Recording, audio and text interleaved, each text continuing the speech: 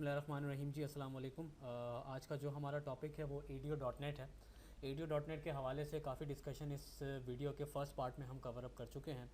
आज के सेशन में मैं आपको माइक्रोसॉफ्ट ADO.NET के फ्रेमवर्क को कैसे यूज़ करना है एक क्रूड एप्लीकेशन बनाने के लिए, ये हमने आज पढ़ना है। क्रूड एप्लीकेशन बेसिकली एक टर्मिनोलॉजी है जो डेवलपर्स जो है वो इस्तेमाल करते हैं ऐसी एप्लीकेशन के लिए जिस एप्लीकेशन में इंसर्ट, अपडेट, डिलीट और सेलेक्ट की फंक्शनैलिटी हो। यानी अगर आपने ऐसी एप्लीकेशन बनानी है जिसमें इंसर्ट, अपडेट, डिलीट, सेलेक्ट ये ऑपरेशंस हो रहे हों, ऐसी एप्लीकेशंस को हम क्रूड एप्लीकेशन कहते हैं। ठीक है, जैसे CRUD application means C for create, creating means inserting new record, R for read, to read data from a database, U for update a data into a table and D for deleting a record from a table. तो ये terminology है crude application के लिए इस्तेमाल की जाती है। ठीक है, हमें इस एप्लीकेशन को डेवलप करने के लिए सबसे पहले डेटाबेस बनाना होगा। एसक्यूएल सर्वर को इस्तेमाल कैसे करना है, ठीक है, एसक्यूएल सर्वर में टेबल कैसे बनाना है, एसक्यूएल सर्वर में डेटा कैसे इंसर्ट करना है, ये हम फर्स्ट पार्ट में कवर करेंगे इनिशियल स्टेप में। उसके बाद फिर हम डायरेक्ट अपनी एप्लीकेशन ओपन कर लेंगे ASP.NET की एक एप्लीकेशन जो है वो क्रिएट करेंगे। फिर वहाँ हम ADO.NET को इस्तेमाल करेंगे अपने इस डेटाबेस को अपनी एप्लीकेशन के साथ कनेक्ट करने के लिए। ठीक है, तो मैं पहला स्टेप करने जा रहा हूँ। सबसे पहले आप अपनी इस एप्लीकेशन में यानी एसक्यूएल सर्वर में कनेक्ट होंगे। एसक्यूएल सर्वर में कनेक्ट होने के लिए सबसे पहले आपको सर्वर नेम की रिक्वायरमेंट होती है। सर्वर नेम बाय डिफ़ॉल्ट जो आपके सिस्टम का नाम है वही आएगा। अगर आपने अपनी इस एप्लीकेशन को किसी सर्वर पर जाकर डिप्लॉय किया हुआ है तो फिर उस सर्वर का नाम, उस सर्वर का IP एड्रेस आप यहाँ पर मेंशन करेंगे। इसके अलावा सेकंड जो इसमें ऑप्शन है वो है ऑथेंटिकेशन। ऑथेंटिकेशन हमारे पास दो तरह की होती हैं। Number 1 is Windows authentication, number 2 is SQL server authentication. Window authentication का मतलब ये होता है कि आप अपनी एप्लीकेशन में उसी यूज़र आईडी और पासवर्ड के साथ लॉगिन हो जाए जिस यूज़र आईडी पासवर्ड के साथ आप अपने सिस्टम पे लॉगिन हैं। ठीक है, ये उन सिनेरियोज़ में काफ़ी हेल्पफुल है जहाँ पर आपके पास सिंगल यूज़र सिस्टम हो। यानी मेरा इस वक्त जो मेरी एप्लीकेशन है वो मेरे इसी लैपटॉप पे चलेगी, मेरी एप्लीकेशन भी यही है, मेरा डेटाबेस भी यही है। ठीक है, तो अगर मुझे एक सिंगल यूज़र इन्वायरमेंट कॉन्फ़िगर करना है तो विंडोज़ ऑथेंटिकेशन मोड मेरे लिए हेल्पफुल रहेगा। बट हमारे पास क्योंकि आर्किटेक्चर ऐसा नहीं होता, हमारे पास जो एप्लीकेशन बनती है वो लार्ज स्केल एप्लीकेशन होती हैं। लार्ज स्केल एप्लीकेशन में क्या होता है कि आपके पास एक डेटाबेस सर्वर होता है जिस पे हम अपनी एप्लीकेशन को डिप्लॉय करते हैं। ठीक है, डेटाबेस सर्वर पे जब आप अपनी एप्लीकेशन को डिप्लॉय करेंगे तो अब आपका जो यूज़र होगा वो अपनी क्लाइंट मशीन से आपकी एप्लीकेशन को एक्सेस करेगा। तो उस क्लाइंट मशीन का कनेक्शन बनाएंगे हम अपने वेब सर्वर से या अपने डेटाबेस सर्वर से। इस काम के लिए फिर आपको किसी पर्टिकुलर ऑथेंटिकेशन की ज़रूरत होगी। उस पर्पज़ के लिए फिर हम जो है एसक्यूएल सर्वर ऑथेंटिकेशन को इस्तेमाल करेंगे। ये जब आप इंस्टॉलेशन कर रहे होते हैं तो उस वक्त आपसे इंस्टॉलेशन पे ये ऑप्शन पूछा जाता है कि आप विंडो ऑथेंटिकेशन मोड पे इंस्टॉलेशन करना चाहते हैं या मिक्स मोड रखना चाहते हैं। मिक्स मोड का मतलब ये होता है कि विंडो ऑथेंटिकेशन भी होगी और एसक्यूएल सर्वर ऑथेंटिकेशन भी होगी। जब आप SQL server mix mode authentication को सेलेक्ट करेंगे तो ये आपसे कहेगा कि जी आप एक पासवर्ड सेलेक्ट करें। ठीक है, तो आपने जो है वो पासवर्ड सेलेक्ट करना है अपना। जो भी पासवर्ड आप देंगे वो पासवर्ड आपने यहाँ एंटर करना होगा। बाय डिफ़ॉल्ट यूज़र नेम ऐसे होता है, पासवर्ड मैंने शायद SA9 दिया था तो मैं SA9 एंटर करके कनेक्ट पे क्लिक कर रहा हूँ। अब आप इस वक्त एसक्यूएल सर्वर ऑथेंटिकेशन से अपने डेटाबेस में कनेक्ट होने जा रहे हैं।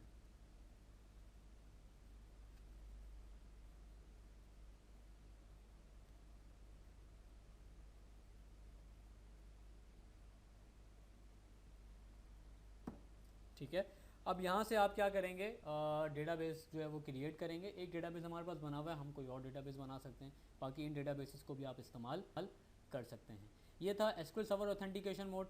अब हम कनेक्ट करेंगे अगेन विंडोज़ ऑथेंटिकेशन मोड से। जब विंडोज़ ऑथेंटिकेशन मोड से आप कनेक्ट करेंगे तो जो यूज़र आईडी पासवर्ड आप एंटर करके आप अपने सिस्टम पे लॉगिन हुए हैं उसी यूज़र आईडी और पासवर्ड को ये आगे क्या करेगा, कंटिन्यू करेगा। तो यहाँ पे हम कनेक्ट करेंगे तो एक और इंस्टेंस हमारी यहाँ पर कनेक्ट हो गई है। फिलहाल मैं विंडोज़ ऑथेंटिकेशन मोड ही इस्तेमाल करूँगा तो मैं इसे डिस्कनेक्ट कर देता हूँ। ठीक है, आप जो ऑथेंटिकेशन मोड इस्तेमाल करेंगे जब आप अपनी एप्लीकेशन पे अपने डेटाबेस को कनेक्ट करने जाएंगे तो आपको उसी ऑथेंटिकेशन की ज़रूरत पड़ेगी। अब मैं एक एक डेटाबेस क्रिएट करने जा रहा हूँ। तो यहाँ पर राइट माउस क्लिक करके हम न्यू डेटाबेस पे क्लिक करेंगे।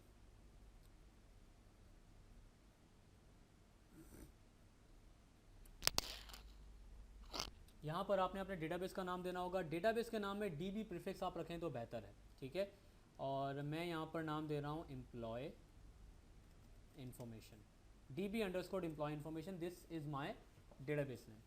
Then I need to create a table. So right click on tables option, select new table.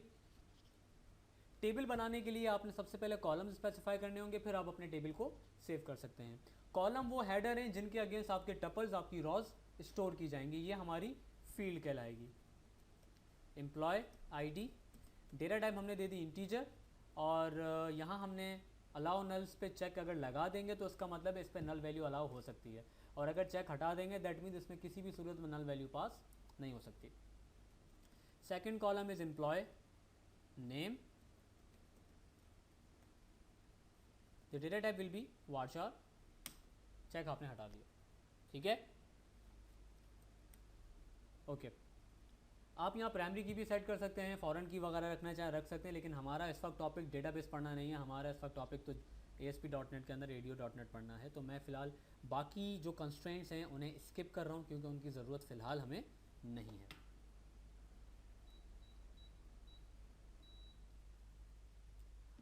Last column मेरा है सैलरी का.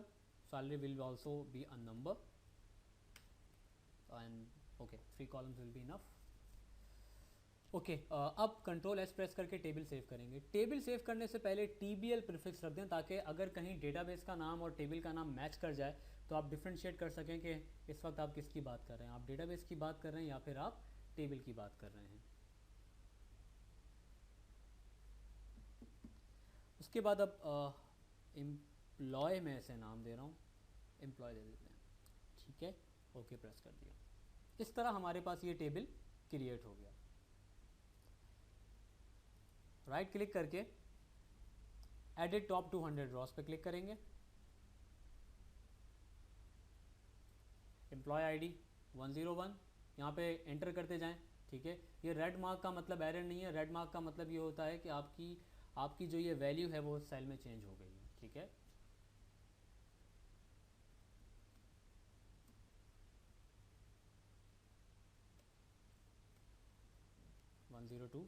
फिलहाल मैं डुप्लीकेट वैल्यूज़ का ख्याल रख रहा हूँ कि डुप्लीकेट वैल्यूज़ इंटर ना हो.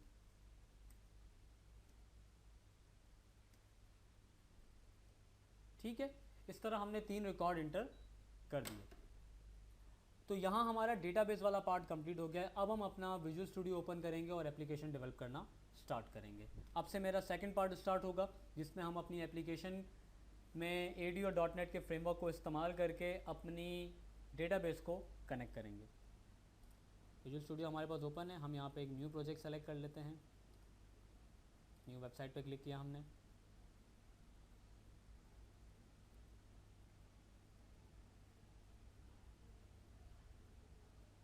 ठीक है, यहाँ पर आपने एम्प्टी वेबसाइट को सेलेक्ट किया. ठीक है, यहाँ पर अपने प्रोजेक्ट का नाम दे दें.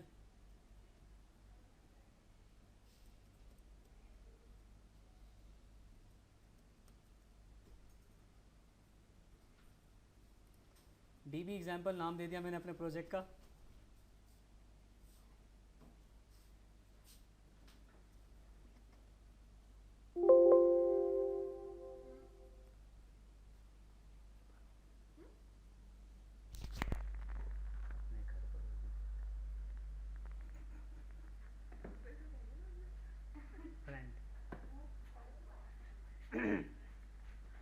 ठीक है जी, प्रोजेक्ट हमारा क्रिएट हो गया है.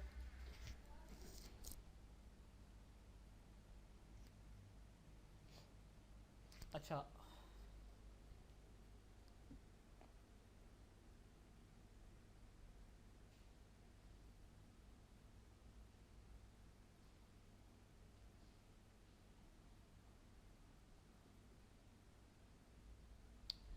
अच्छा अब हमने क्या करना है, सिंपल जिस तरह लास्ट क्लास में हमने किया था. अब हमने एक डिफ़ॉल्ट ऐड का फॉर्म, वेब फॉर्म ऐड करना है. ऐड न्यू आइटम पे क्लिक करेंगे आप.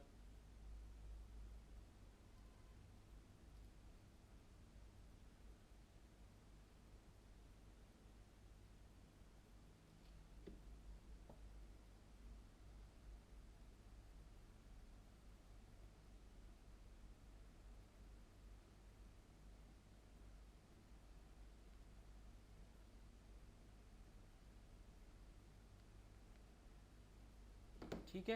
अच्छा, फ़िलहाल हम कोई यूज़र इंटरफेस नहीं बना रहे, अभी हमने जस्ट डेमोन्स्ट्रेशन के लिए कुछ कोड को रन करना है, तो मैं डायरेक्ट एप्लीकेशन के जो है वो कोड में आ जाता हूँ और पेज लोड के अंदर अब हमने जो है वो सारा कोड करना है। सबसे पहले किसी भी फ्रेमवर्क को, किसी भी लाइब्रेरी को इस्तेमाल करने के लिए हमें क्या करना होता है, हमें उसका कंसर्न क्लास हमें ऐड करनी होती है। जिस तरह जावा में हम पैकेजेस ऐड करते थे, इसी तरह सी शार्प में उसे नेम स्पेस करते हैं।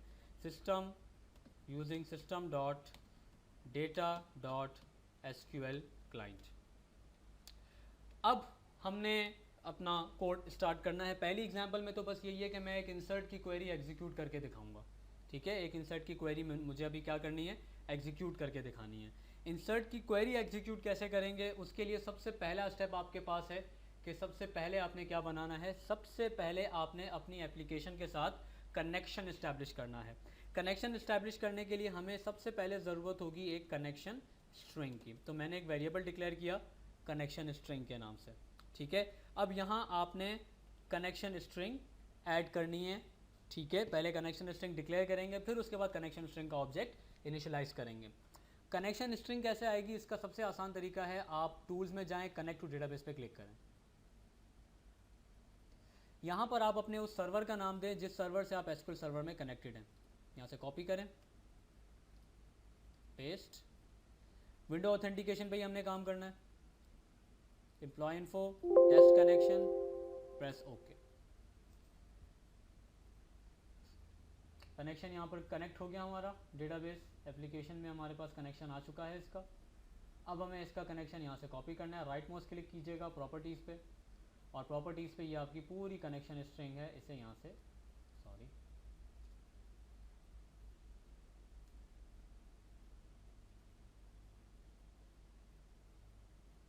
यहाँ से मैंने इसे कॉपी किया और मैंने यहाँ पर पेस्ट कर दिया। अब मैंने अपना कनेक्शन इस्टेब्लिश करना है। अच्छा, एक चीज़ का ख्याल रखिएगा, अभी मेरे पास तो वो एरर नहीं आया, लेकिन आपके पास हो सकता है आए। अगर आपके यहाँ डेटा सोर्स के नेम में स्लैश आ रहा हो तो याद रखिएगा जब स्लैश आएगा तो एरर आएगा। फॉर एग्जांपल स्लैश वकास, ये एरर आएगा। इस एरर को रिजॉल्व करने के लिए आपने यहाँ @ लगाना है। जब आप यहाँ @ लगाएंगे तो ये सिंगल स्लैश रिकग्नाइज हो जाएगा, अदरवाइज ये स्केप सीक्वेंस रिकग्नाइज होगी, ठीक है। तो फिलहाल हमारे पास ये क्योंकि प्रॉब्लम नहीं आई थी तो हम इसे कैंसिल कर रहे हैं। यहाँ हमने कनेक्शन स्ट्रिंग जो है हमारे पास आ चुकी है। अब इस कनेक्शन स्ट्रिंग को जो है इनिशियलाइज करना है। कनेक्शन स्ट्रिंग इनिशियलाइज करने के लिए एसक्यूएल कनेक्शन की क्लास का ऑब्जेक्ट बनाना पड़ेगा। SQL con is equals to new sequel connection, और यहाँ आपने कनेक्शन स्ट्रिंग पास कर दी, ठीक है। ये जो कनेक्शन स्ट्रिंग का वेरिएबल हमने बनाया था इसको हमने यहाँ पास कर दिया। यहाँ हमारा कनेक्शन इस्टेब्लिश हो गया। कनेक्शन इस्टेब्लिश होने के बाद आपने क्या करना है, आपने कनेक्शन ओपन करना है और साथ ही साथ कनेक्शन को क्लोज भी कर दें। और जितना भी काम आप करें वो इसी स्कोप के दरमियान हो, इस बात का आपने ख्याल रखना है। अगर आपका कनेक्शन कहीं ओपन है और आपने उसे क्लोज नहीं किया और किसी बटन के क्लिक पे दोबारा कनेक्शन ओपन किया तो कोड आपका जो है वो ब्रेक हो जाएगा, एक एक्सेप्शन रेज हो जाएगी कि can not open the connection because the connection is already open, ठीक है। और ये मैसेज भी आ सकता है कि connection can not open, connection can not be open again, ठीक है। तो ये एक्सेप्शन आपके पास आ सकती है। कनेक्शन बनाने के बाद अगला जो हमारे पास स्टेप है वो स्टेप हमारे पास है कमांड का, एसक्यूएल कमांड, ठीक है। एसक्यूएल कमांड जो आपकी सीक्वल की क्वेरी होती है उसे ट्रांसलेट करने के लिए या उसे कनेक्शन पर एग्जीक्यूट करने के लिए हम एसक्यूएल कमांड का ऑब्जेक्ट बनाते हैं। सबसे पहले हमें एक क्वेरी की ज़रूरत है, तो मैंने स्ट्रिंग एक वेरिएबल डिक्लेयर किया क्वेरी के नाम से। मैंने एक क्वेरी बना दी insert into table name tbl employ, I hope the name is employ, yes the name is employ. उसके बाद वैल्यूज़, ठीक है। सीक्वेंस वैल्यूज़ की वही होगी जिस सीक्वेंस में आपके पास डेटा डेटाबेस में मौजूद है, यानी पहले क्या आएगा आईडी, फिर नेम और फिर सैलरी। एक और चीज़ का ख्याल रखना है, जो इंटीजर कॉलम्स होंगे उनमें सिंगल कोट नहीं आएगा, जो varchar कॉलम होंगे उनमें सिंगल कोट के अंदर वैल्यूज़ आएंगी। ये अगर जिन स्टूडेंट्स ने डेटाबेस पढ़ी हुई उन्हें इसका आइडिया होगा। मैं फ़िलहाल एक डमी डेटा एंटर कर रहा हूँ।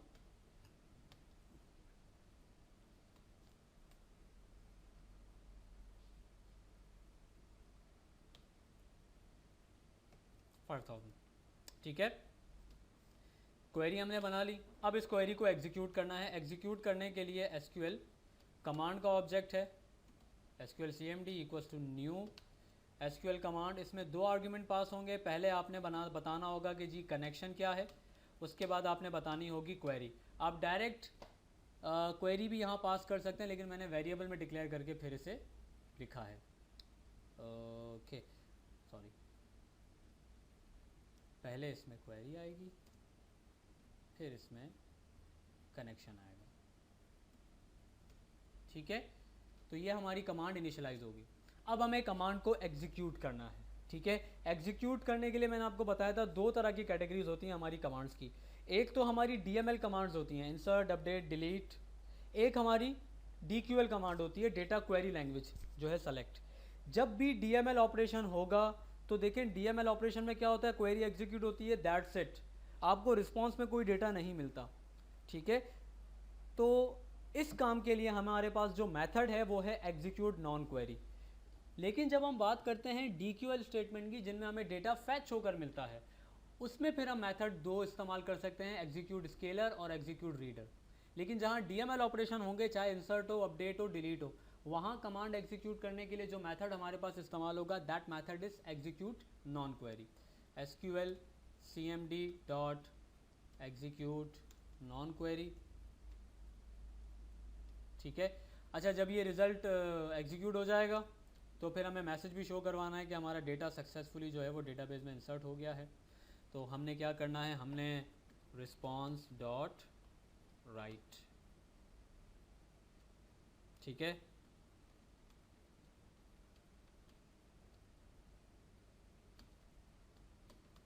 डेटा एडिट, ठीक है। अब हम अपनी एप्लीकेशन बिल्ड करेंगे। जैसे ही बिल्ड करने के बाद एप्लीकेशन को एग्जीक्यूट करेंगे, जैसे ही पेज लोड हो जाएगा, ये क्वेरी चलेगी, डेटा डेटाबेस में ऐड हो जाएगा, क्योंकि हमने यहाँ पर डायरेक्ट पेज लोड के अंदर ये काम किया हुआ है।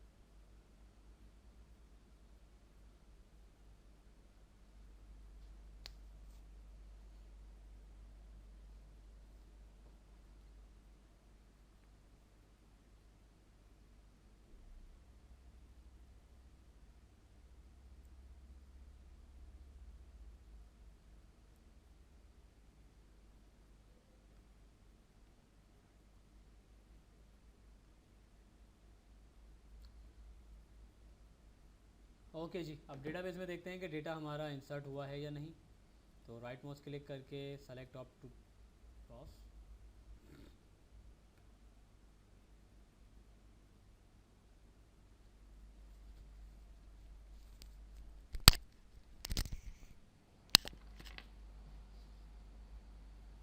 ठीक है जी। तो इस तरह हमारे पास रिकॉर्ड इंसर्ट हो गया।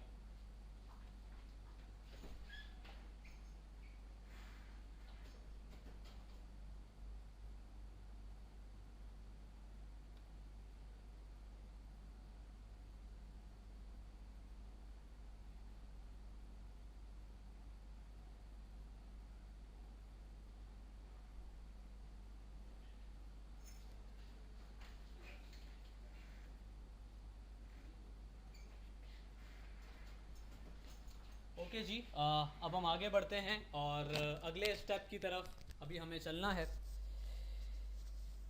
और जो अगला स्टेप हमारे पास है, अब हम डिफरेंट क्वेरीज़ को भी ट्राई करेंगे। अच्छा देखिए, यहाँ तो आप जितनी दफ़ा पेज को लोड कर लें, फॉर एग्जांपल मैं यहाँ पर पेज को अगेन जो है वो रीलोड कर लेता हूँ। तो एक और दफ़ा उमर इंसर्ट हो गया। रीज़न इज़ वेरी सिंपल, हमने यहाँ पे कोई यूज़र से इनपुट नहीं लिया, हमने पेज लोड पे ही क्वेरी चलाई है। तो जितनी दफ़ा आपका पेज लोड होगा, ये उतनी दफ़ा क्वेरी ऑटोमेटिकली चल जाएगी। अब अगला जो स्टेप हमारे पास है, अब वो स्टेप ये है कि हमने अब क्या करना है, जैसे इंसर्ट की क्वेरी चलाई है, अब हमने अपडेट की क्वेरी ट्राई करनी है। तो मैं इस क्वेरी को फ़िलहाल कमेंट कर रहा हूँ और एक नई क्वेरी, एक अपडेट की क्वेरी भी ट्राई करके देख लेते हैं। स्ट्रिंग, एक वेरिएबल डिक्लेयर किया, क्वेरी इज इक्वल्स टू, अब अपडेट की क्वेरी चलाएंगे। अपडेट की क्वेरी का सिंटैक्स क्या है, सबसे पहले आपने अपडेट स्टेटमेंट बताना है, उसके बाद टेबल का नाम TBL एम्प्लॉय, उसके बाद आपने क्या बताना है, सेट, फिर कॉलम नेम जिसकी वैल्यू आपने सेट करनी है। फॉर एग्जांपल मैं इसका नाम चेंज करने चाह रहा हूँ, किसका नाम क्या रखना चाह रहा हूँ, सिंगल कोट्स में बताएंगे। और किसका नाम चेंज करने चाह रहा हूँ, यानी वेयर एम्प्लॉय आईडी, जहाँ एम्प्लॉय आईडी किसके बराबर हो, 104 के। तो जो 104 है एम्प्लॉय, उसकी मैं क्या करने जा रहा हूँ, उसका मैं नाम चेंज करने जा रहा हूँ। ठीक है, अब मैं इसे बिल्ड कर रहा हूँ अपने प्रोजेक्ट को।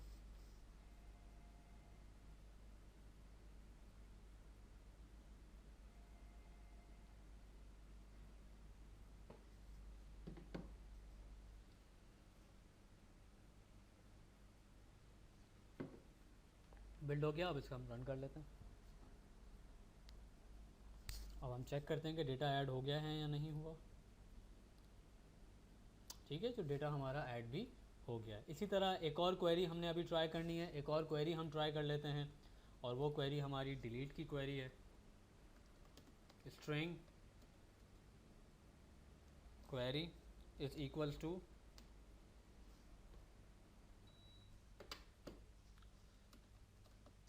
Delete from TBL employ where employ ID is equals to 104। अब मैं इस एम्प्लॉय को डिलीट करने चाह रहा हूँ। बाकी स्टेटमेंट्स तो सेम ही रहेंगे क्योंकि हमने सिर्फ क्वेरी को चेंज करना है।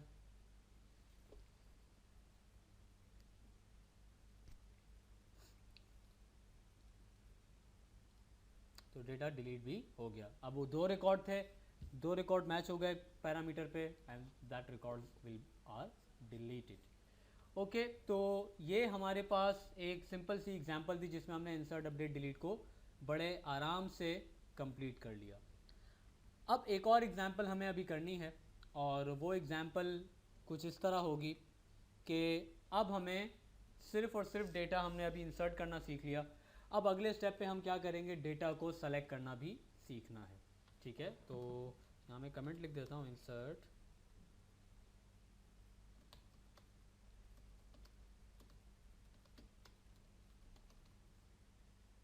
अच्छा, ये कैपिटल में लिखना ज़रूरी नहीं है, मैं कैपिटल में इससे लिख रहा हूँ ताकि आइडेंटिफाई हो जाए ये सिस्टम रिजर्व कीवर्ड्स हैं।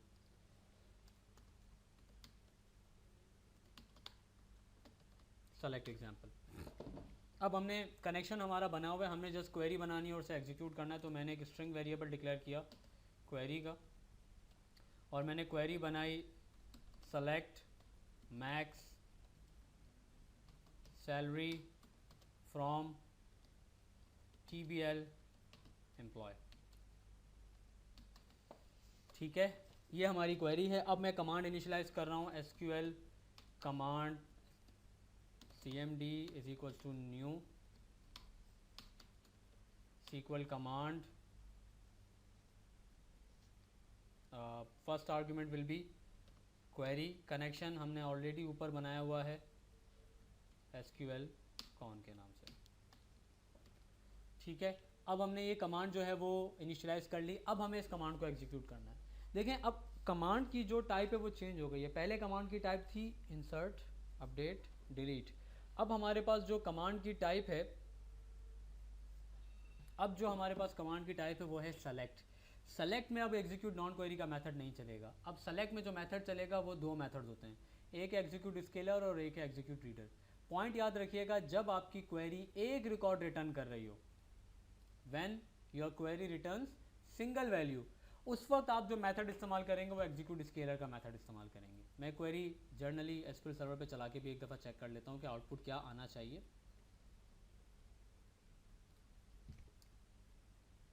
TBL ओके, डेटाबेस यहाँ से रॉन्ग सेलेक्टेड है। ठीक है, 6000 हमारे पास आउटपुट आना चाहिए। तो हमने यहाँ पे कमांड अब बनाई है। अब देखें सिंगल वैल्यू आ रही है। जब भी सिंगल वैल्यू आएगी तो कमांड एग्जीक्यूट करने के लिए जो मेथड आप इस्तेमाल करेंगे वो होगा एग्जीक्यूट स्केलर। अब जब ये मेथड चलेगा तो एक रॉ रिटर्न करेगा। रॉ रिटर्न करने के लिए मुझे एक वेरिएबल बनाना पड़ेगा जिसमें मैं इसे स्टोर करूँगा। तो मैं फ़िलहाल स्ट्रिंग वेरिएबल डिक्लेयर कर लेता हूँ RES, इसमें डेटा स्टोर कर लेता हूँ। Dot to string. स्ट्रिंग में क्यों कन्वर्ट किया? क्योंकि एग्जीक्यूट जो स्केलर का मेथड है वो सिंगल वैल्यू रिटर्न करता है, हमें उसे कन्वर्ट करना पड़ेगा स्ट्रिंग में ताकि स्ट्रिंग में वो स्टोर हो सके। ठीक है, और इसे जो है अब आप प्रिंट कर लीजिएगा, रिस्पॉन्स डॉट राइट res। हम बिल्ड कर लेते हैं। I hope connection open close दोनों किया हुआ है हमने। यस, डेटाबेस से डेटा भी फैच हो गया। तो इस तरह हमने सेलेक्ट, इंसर्ट, अपडेट, डिलीट और सेलेक्ट की फर्स्ट एग्जांपल कंप्लीट कर ली है। ठीक है, अब नेक्स्ट सेशन में, नेक्स्ट पार्ट में मैं आपको SQL data reader cover up करवाऊंगा। प्रैक्टिस लाजमी कर लीजिएगा इसकी। Thank you so much.